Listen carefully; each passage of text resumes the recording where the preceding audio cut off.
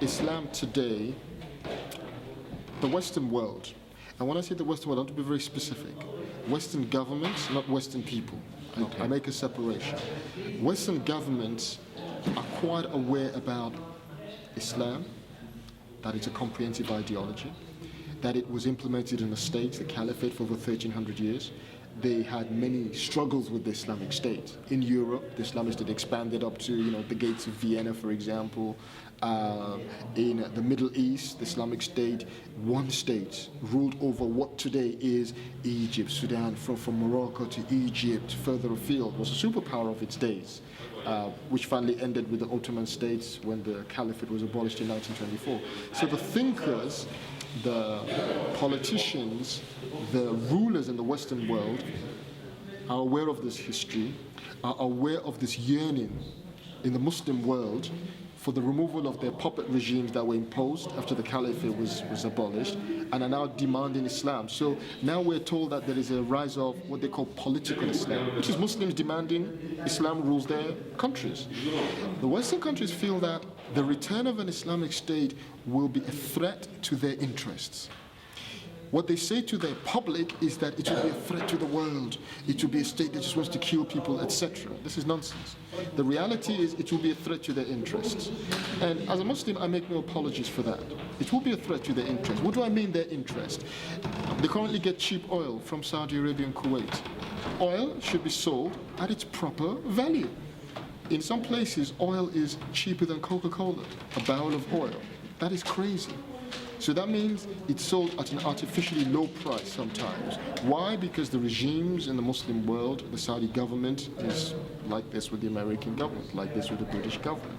So they subjugate their own Muslim populations for the benefit of Western multinationals, Western governments, huge arms contracts with Western firms to give jobs to Western arms contractors.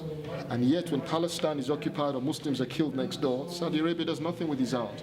So my first point is that rulers in the West feel a threat that the return of Islam will stop their economic and political domination and interference in the Muslim world, from which they benefit a lot today.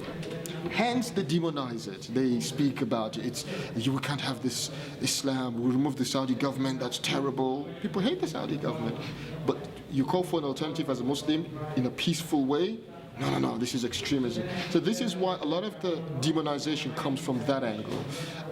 There are also some thinkers in the West who they feel that Western values, Western liberal values are the best values. And so when Muslims say, no, there is a different way to treat women. Freedom of speech, meaning freedom to insult, how can society function? If we insult each other, Christians, Muslims, Jews insult each other, that's going to lead to antagonism and tensions. And we don't accept this. We should respect people's prophet. We should respect people's parents. We shouldn't insult. So they feel that the Enlightenment values that came from Europe after the Enlightenment, etc., are the best, and so they attack anything that's different. We say to them, your values are not the only values.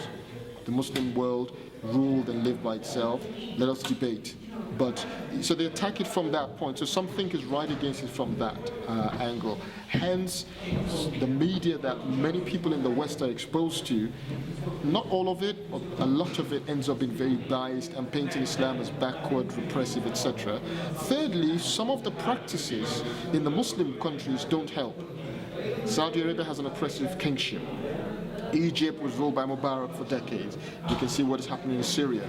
So to say that these are examples of Islam, they're not examples of Islam. But the common man in Bogota, in London, may look to those countries and say, well, Saudi Arabia is a Muslim country. I say, yes, it's a Muslim country, but it does not implement an Islamic system. It implements a kingship. And that un-Islamic system, it's a very ugly picture. Women are oppressed and these kind of things. So don't say that, don't confuse that with Islam. That actually isn't Islam, and we are working to bring back a real picture of Islam, which brings justice and looks after people and citizens, even if they're non-Muslims.